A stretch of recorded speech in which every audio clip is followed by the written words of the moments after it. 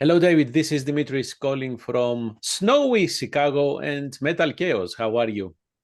Good to talk to you again. I know we've talked, I think, a few times in the past.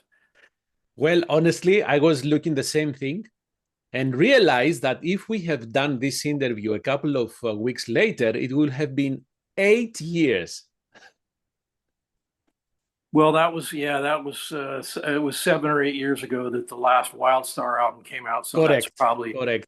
that's probably what it was. So, It but was with you and London about the latest one, the latest. I will not say the last. I will not. I yeah, refuse. that was Beyond the Rain. Yeah. Correct, correct. And that was also a special album, um, an emotional charged album. And okay,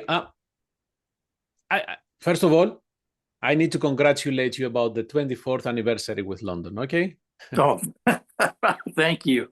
that's Appreciate. a quarter of a century.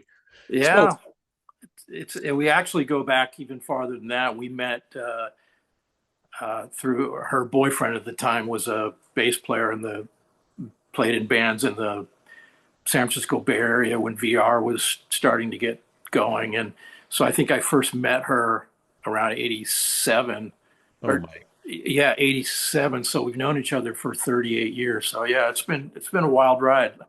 and this is why I'm doing air quotes. I don't like anniversaries because they don't tell the real story. Wedding anniversaries, right? The anniversary is when you first met, the real anniversary. That's true. Yeah. Yeah. So anyhow, it doesn't really matter as long as you guys are happy and staying Yeah. healthy as you can. So what motivated you to write Not Dead Yet? I cannot imagine, man, what when you went through your mind when you received your diagnosis. Well, basically it was my Parkinson's disease diagnosis in 2020, I think. Mhm. It was 4 or 5 years ago.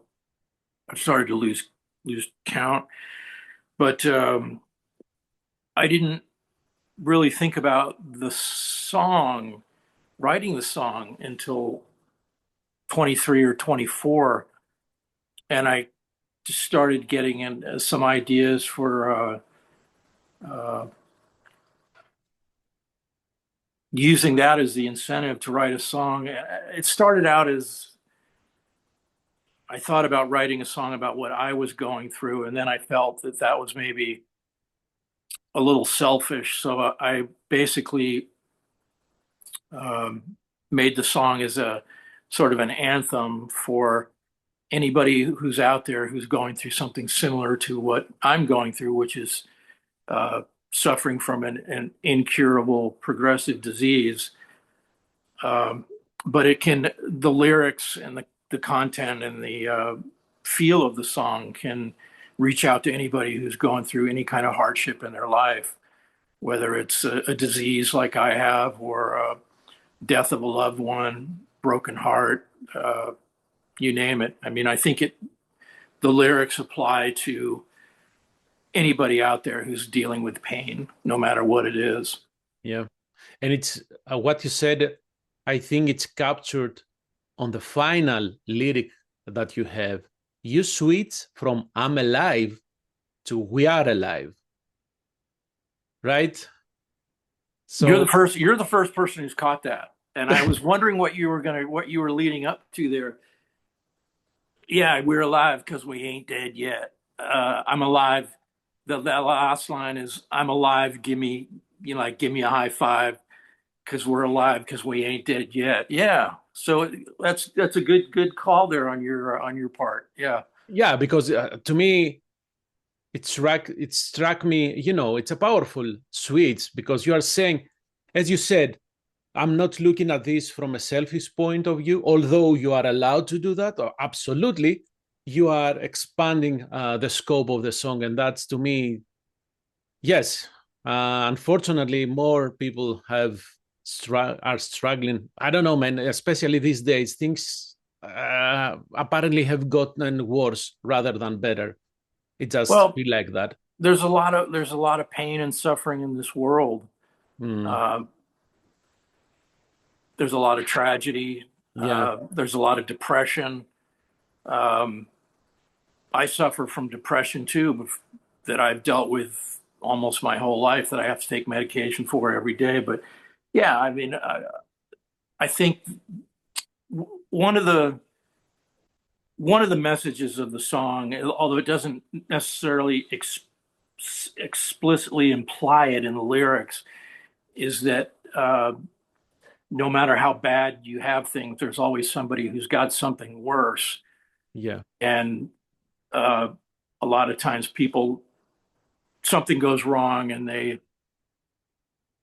it hits them really hard. And with me, with this Parkinson's, I don't like it. It's not fun. It's affected my life, but I know that there are people out there who are struggling, who have things far worse than I do. So there's always got, you have to look for the positive, and you have to look for a reason to go on, no matter what you're dealing with. And we all struggle with things in our day-to-day life.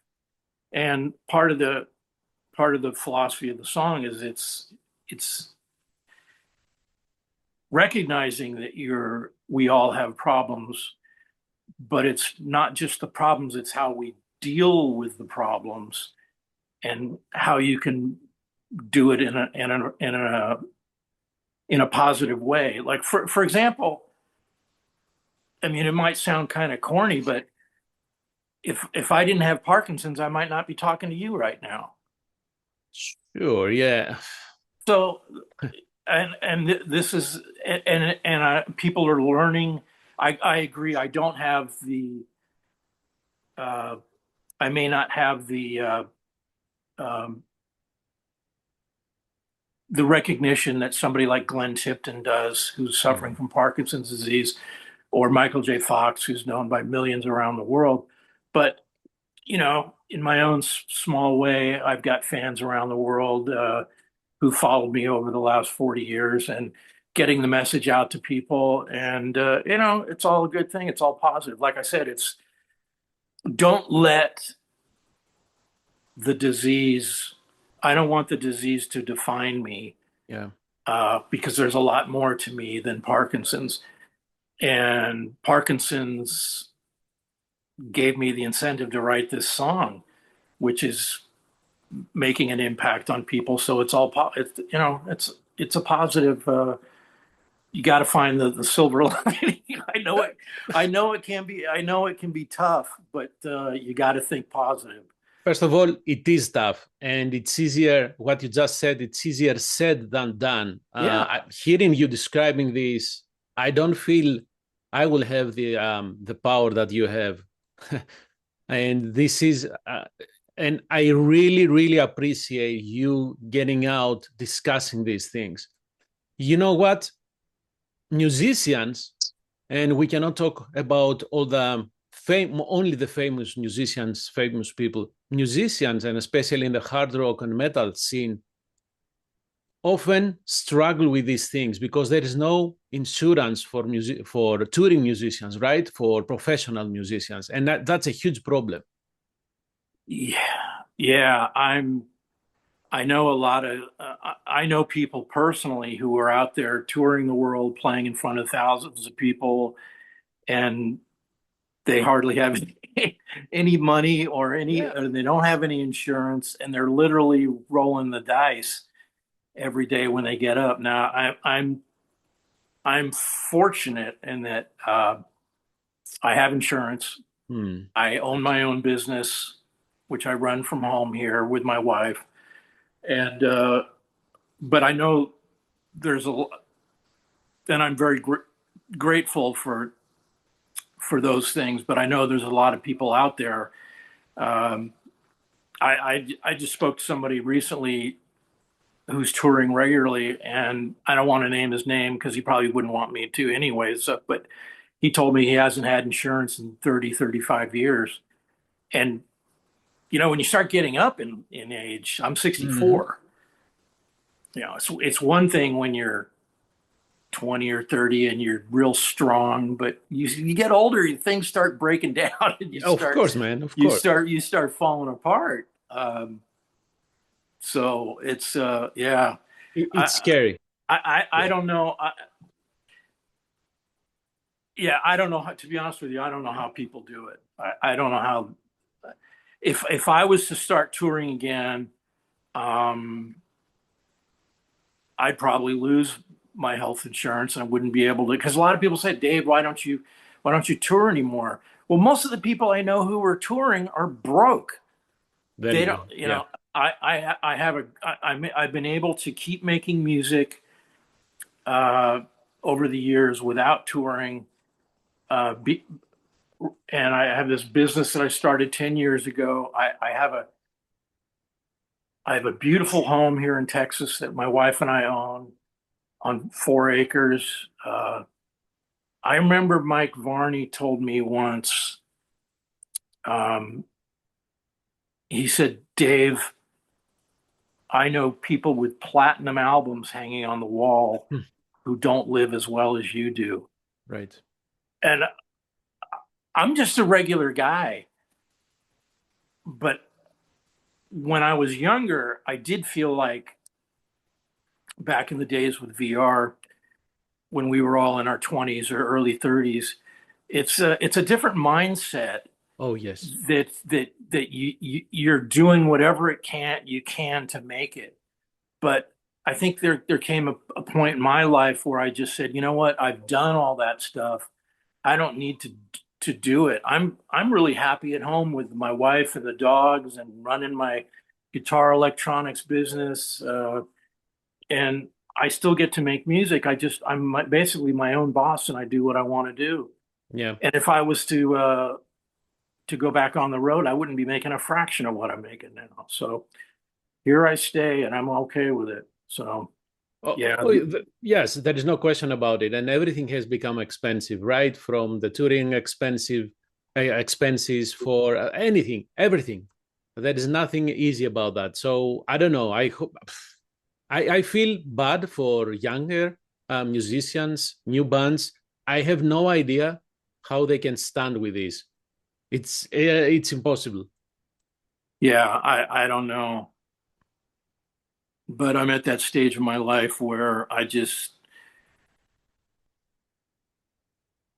worry about what I've got in front of me Oh, and yes. doing whatever I can in whatever time that I have left. But yeah, it does. It's it's crazy because the industry and the world has changed so much since all the rules that applied to VR back in the day don't really exist anymore. Yeah. And back then you had to have a record deal to tour, and you had to have tour support and uh, all these other things, and you wouldn't get a video on MTV Headbangers Ball like we did unless we were signed to Atlantic Records. Of course. So yeah, it just I'm glad I was there to live through it, but yeah, I don't know how kids today deal with it, but more power to them if they want to. I'd like to think that the bottom line is make music to because you enjoy doing it and it's Mm. something that's in your blood. But yeah, it's so many artists of my generation say they don't understand how young people. A lot of the fault is in the internet. I mean, the internet is a great thing.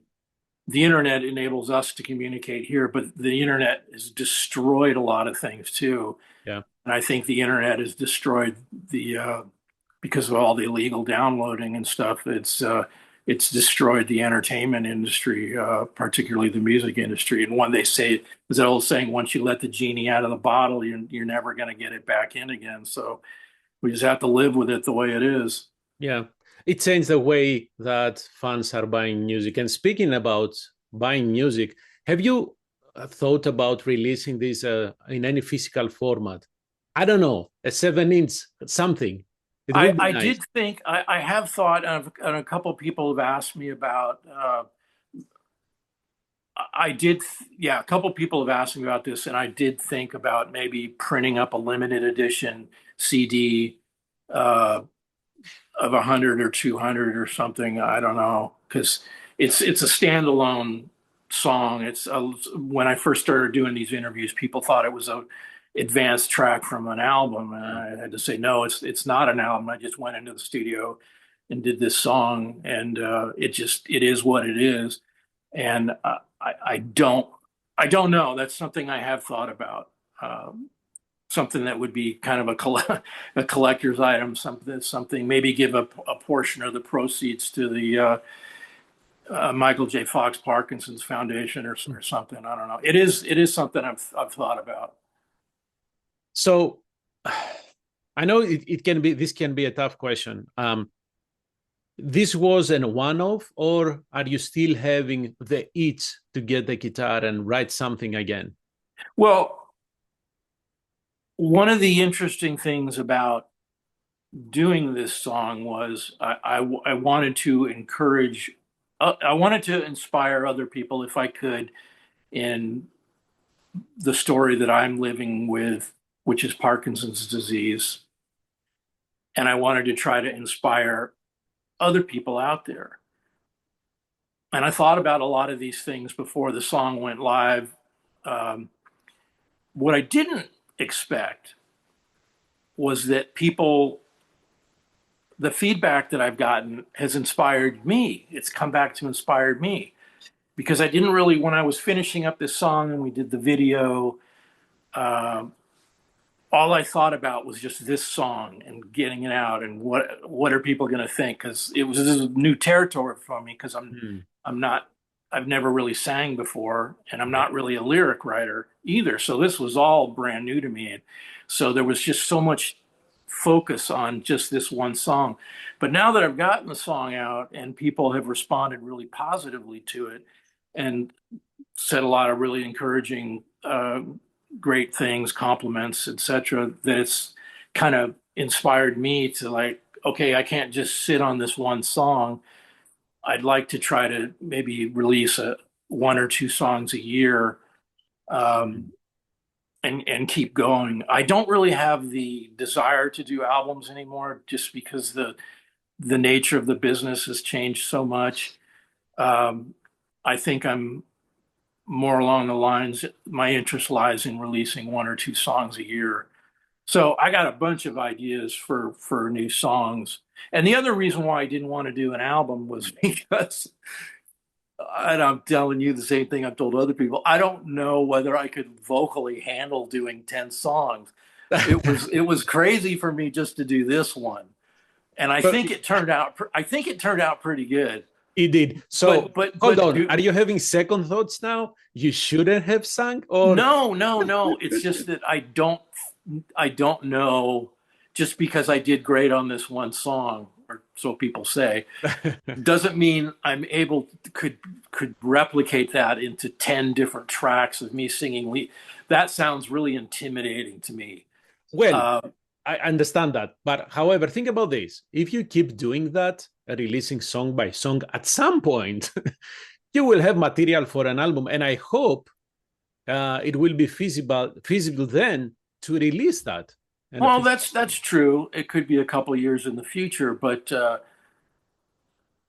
the thing about doing, and I'm not ruling it out. I just, for right now, the way my brain is working right now, putting all my thought process and energy into a 4-minute song sounds a lot better for me at this stage in my life than trying to put 10 songs together. And it sounds a little overwhelming to me, to be honest with you, because I have a lot of things. I spent a lot of time running my business. So, and being that music is not really a major source of, what's the word I'm looking for?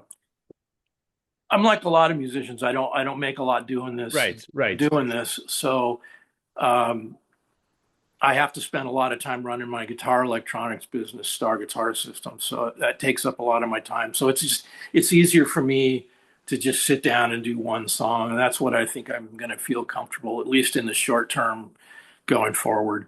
Right. And if you look around, there are a lot of bands doing following the same path because, as we said, it doesn't make financially sense to release an album to put all that effort. People nowadays are listening to single songs, so why put an effort for the entire album? So yeah, it makes sense what you're talking about. Yeah, if it was a different time and era, Hmm. then I'd say maybe my opinion would be different. But right now, my mindset is doing one or two songs a year. I think that sounds better. Yeah. So how was the experience of recording your vocals? Did you like the process? It went pretty smoothly when I told London that I wanted to do this. She was a little, I think, surprised. But our recording studio is right down the hall here, so uh, I basically presented the song to her. We recorded the guitars, and I think we had the whole song done. It's a whole nother story. I don't know if you want to ask me about Rich and Fabio from. I have that question, yes. Yeah, but I think we had everything done, and then we went into the studio, and she gave me some pointers. She gave me some tips because she's just a world class singer, Hmm. and she knew that I was not doing the same kind of vocal style. She knows I couldn't do that, but she wanted to make sure I got uh, my message across. And so she gave me some advice and tips in the studio, but it went pretty. There's no pitch correction or auto tune or anything like that. It's all me, and I'm pretty happy the way. When people ask me, what do you think you sound like?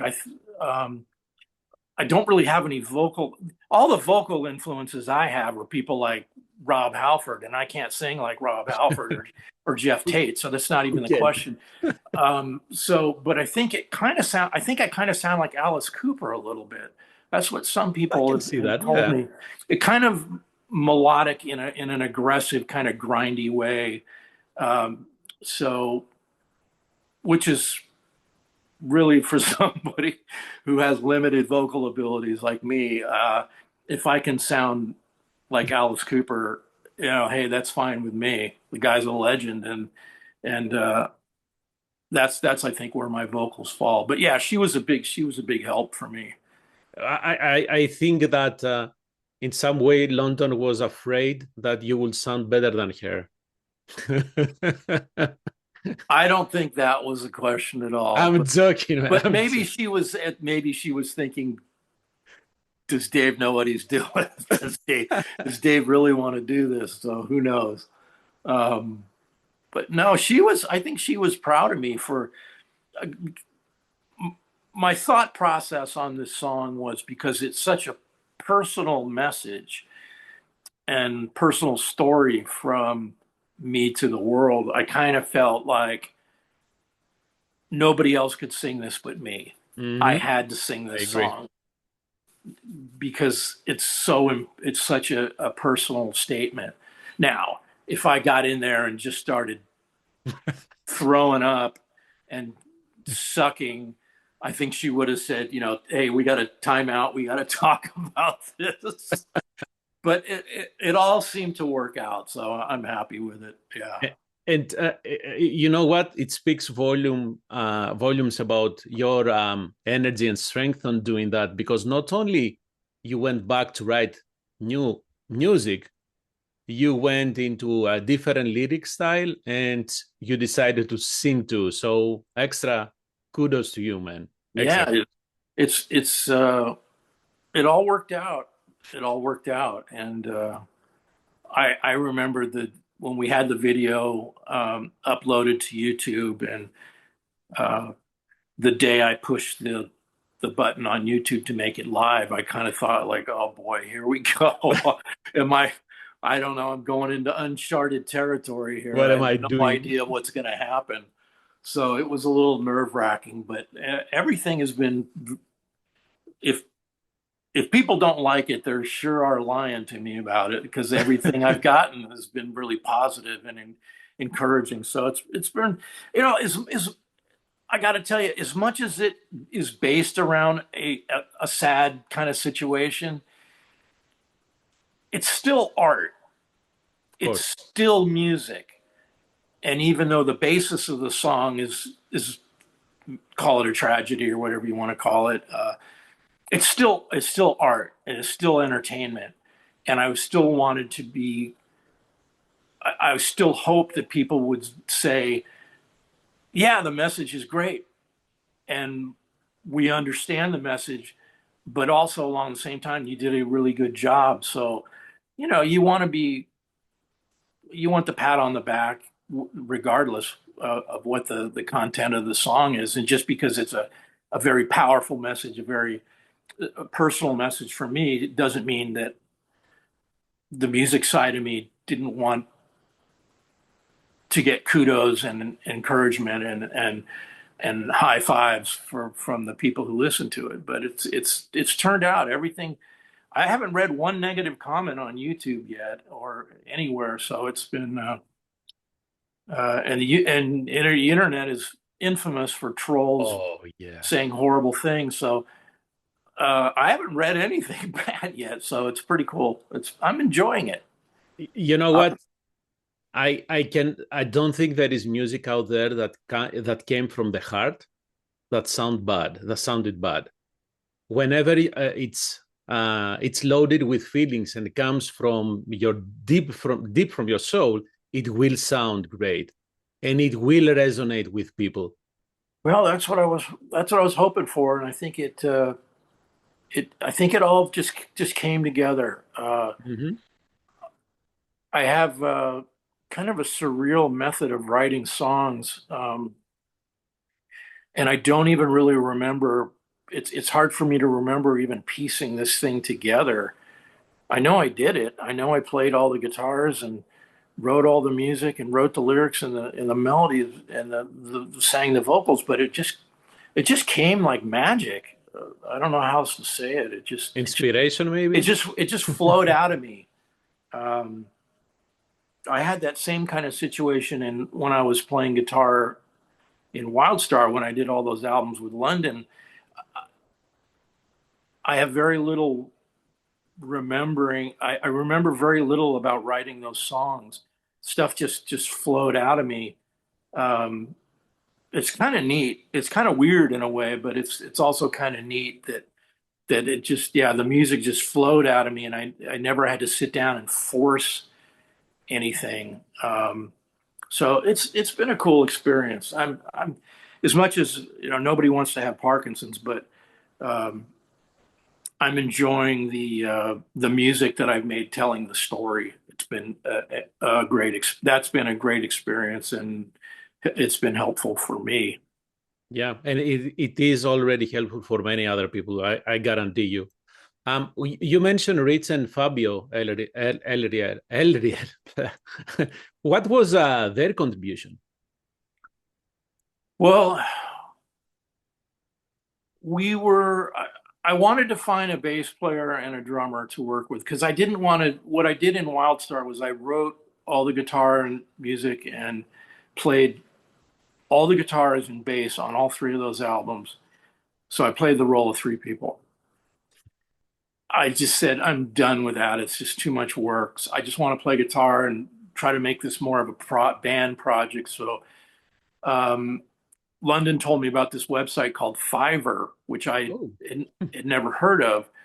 And for people who don't know Fiverr, it's uh, a website where people promote themselves and advertise their services for music, video direction, uh, engineering, recording, et cetera, in the entertainment industry. So we just started flipping through these the bass players. I think we started with the bass players, and and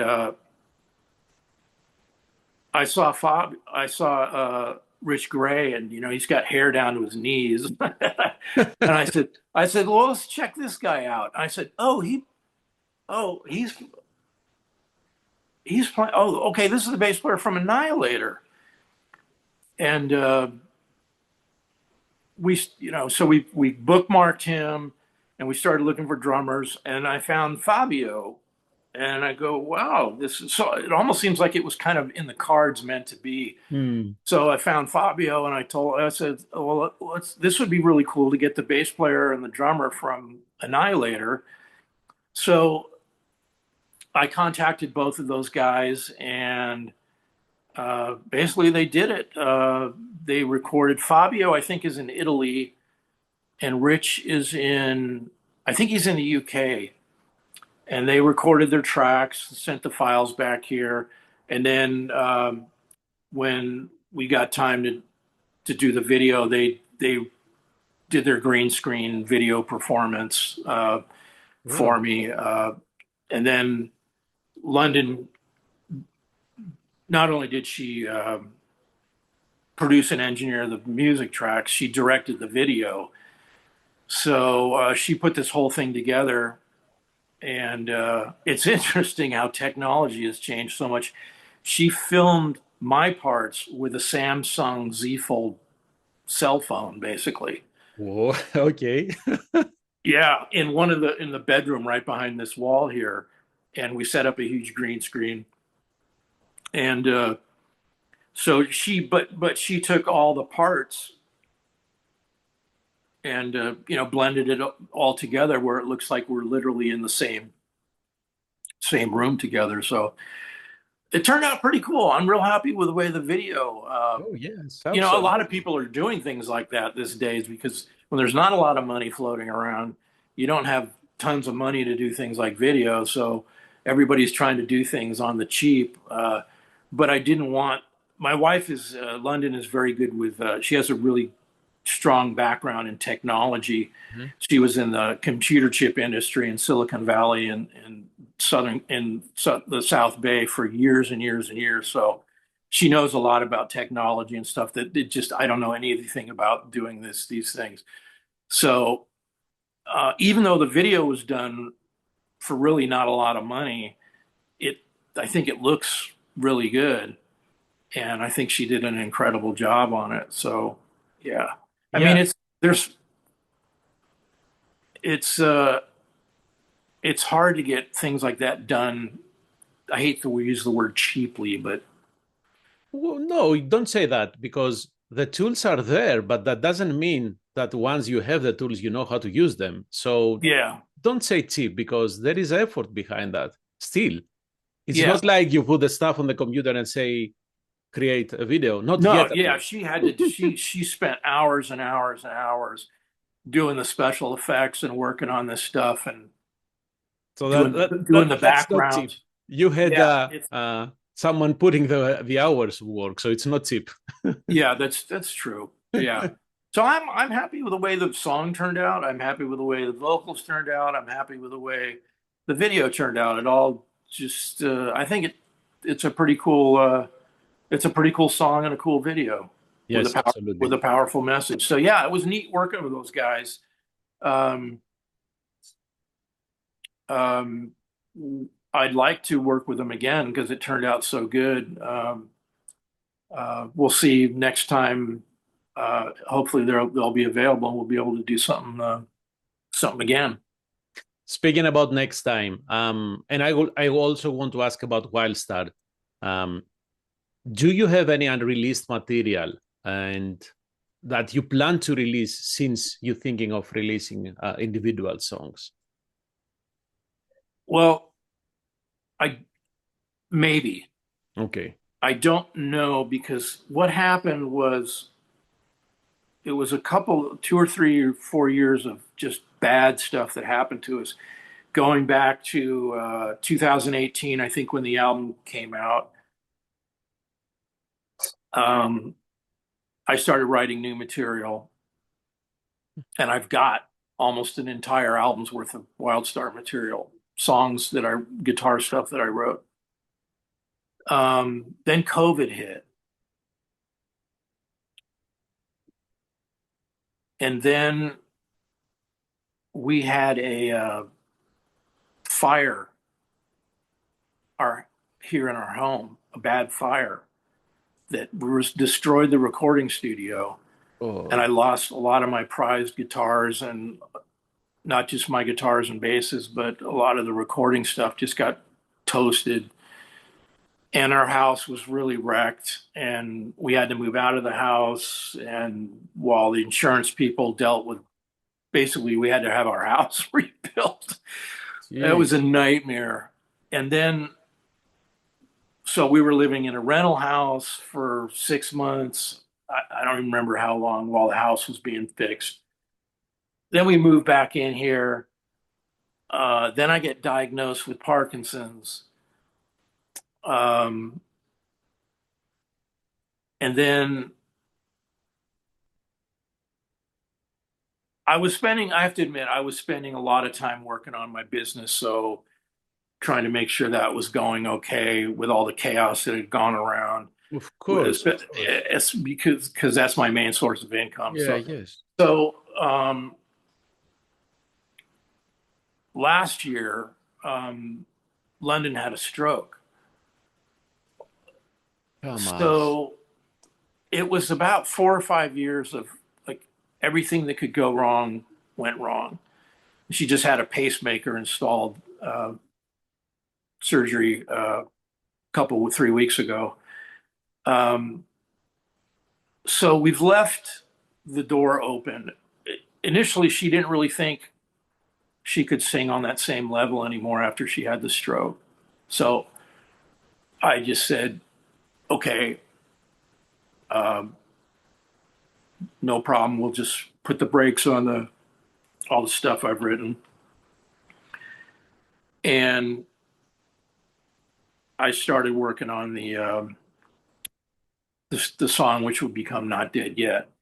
But I told her, I said, if if you get the urge to go back in and give it a try, we got all this material basically written. So I know that was kind of a long story, but long-winded answer, but that's basically there just was so much bad stuff going on. And but we do have a lot of material, and some of that music, I guess I could work on use for some of my solo stuff, but I'm always coming up with new stuff. And I think the things that I wrote for WildStar have a tendency I wrote with the idea of having London singing Correct. songs, so it may not translate. Some of the guitar riffs, yeah, but we'll see what happens. Yeah, we don't want to see a Wild Star album with David singing. Come on.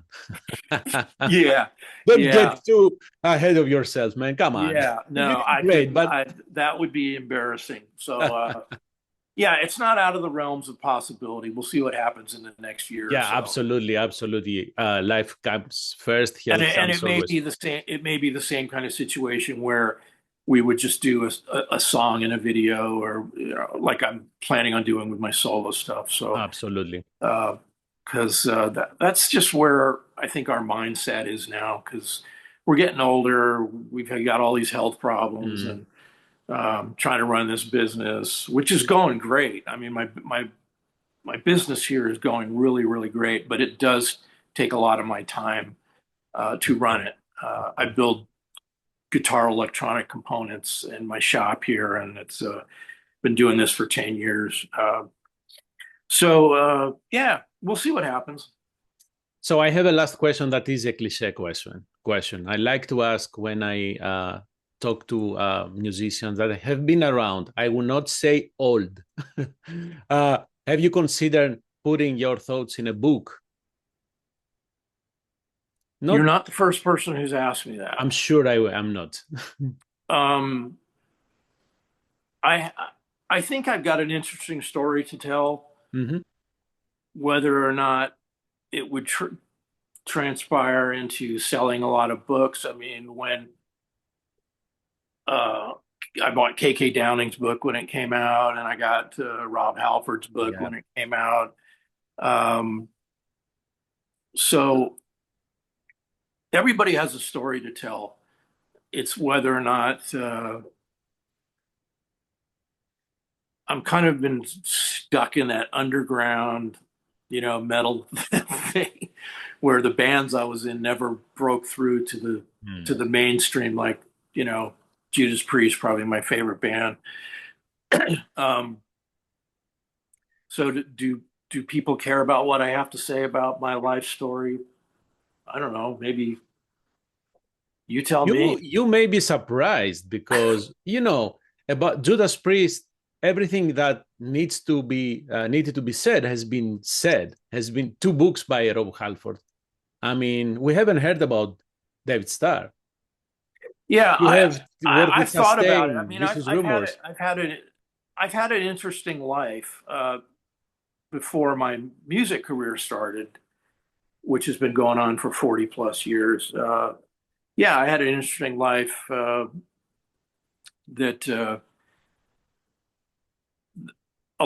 all these guys who write books, they always go back to the beginning of, growing up and going to school. And I had a really interesting upbringing. My dad was in the Navy Hmm. for 32 years, so we were always moving every 2, 3 years. And my sister and I were both born in Japan and lived there twice. So I've got a million stories of my life just growing up, just before I even picked up the guitar to start playing. So it's it's possible. I think it's flattering to hear people say they would like to read something. Maybe that gives me some encouragement to think about it some more. So who knows? You never know. Whether you like it or not, you are part of the metal history. So if you write something, it will be something part of this history, of the written history. Otherwise, we don't have a written history, right? Yeah, As a and scene. if you don't do it, then it's gone forever. Correct. And I have had, as someone in my position who's getting up there in years, like I said, I'm 64, and the first VR album, Soldiers of the Night, came out over 40 years ago. Hmm. So I get people tell me that the music that I've made in my career has been part of the soundtrack of their life, which is, There you go. wow, that's really great to hear. That's a compliment you can't even put a price tag. It's the kind of thing that would say to KK Downing or Rob Halford or Glenn Tipton if I met them. Their music is part of the soundtrack of my life. So yeah, it's really great to have been able to touch people through around the world through music that I've been a part of. It's been very rewarding.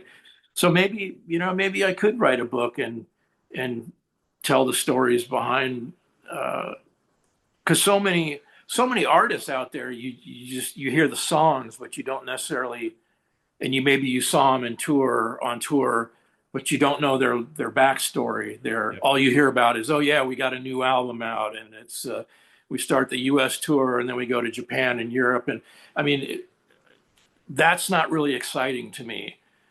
What was exciting to me, especially about reading KK's book, was the early stories of his childhood, growing up with Mm. Ian Hill, and what he wanted to do with his life, and taking a lot of chances, and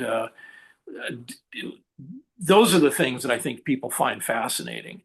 Yeah. And don't forget why we have a connection with artists and bands and albums, because those are a capture, a frozen in time picture of our own youth. Yeah, So yeah. those will always matter. So when we have David writing his story, now I'm getting a better, closer connection with that person. Not only through his music, but I now know stuff about how he was raised, where he was born, how he struggled in the beginning, and all that stuff. So, anyways, I know it's a I will huge give it. undertaking. I will give it some thought. Yes, that's the A best thing to handful do. of people during these interviews have asked me about that. So, I go, I guess I could write a book. Yeah. I mean, I've had an interesting life, and I have an interesting life. So, uh, yeah, I'll give it some more thought, but I appreciate the interest. Absolutely. David, thank you very much for your time. Send my love to London. And you know what? Let's talk again when the next single comes out. How about that? Yeah. So that's a guarantee. I'm gonna pencil it in. There you go. There you go. Please take care of yourselves as much as you can, man. I'm doing the best I can, and yeah, I appreciate the kind words. Absolutely. Have a great rest of your day. All Thank you right, again. thanks for Bye bye. talking. Appreciate it.